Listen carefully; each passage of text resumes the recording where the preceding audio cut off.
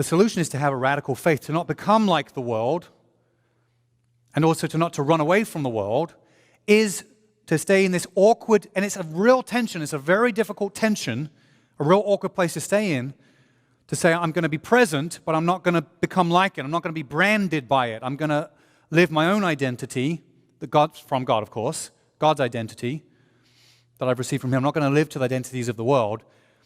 But the only way to do that is to actually have a very radical faith.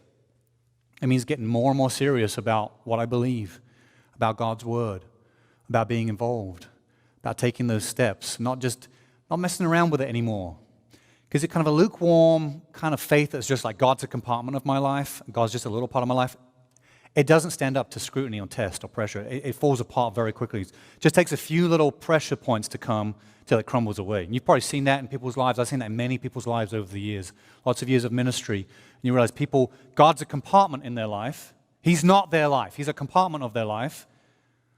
And when certain pressures come, people they give up. They abandon it. They compromise. They change things. And you realize, I need a more robust, a more radical faith. And it tells us in verse 25 and 26, tells us the goal of this migration out of Egypt and the displacement of these evil, corrupt nations, and then the inheritance of this new land for God's people. The ultimate goal, is that they will serve God.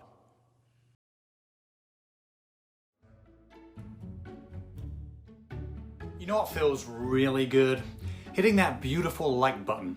It's just sitting right there, all alone with nothing to do. Help it live to its fullest potential. You know what else feels really good? Embracing that subscribe button. It's like a puppy begging for attention. Just showing it a little bit of love goes a long way. Like and subscribe.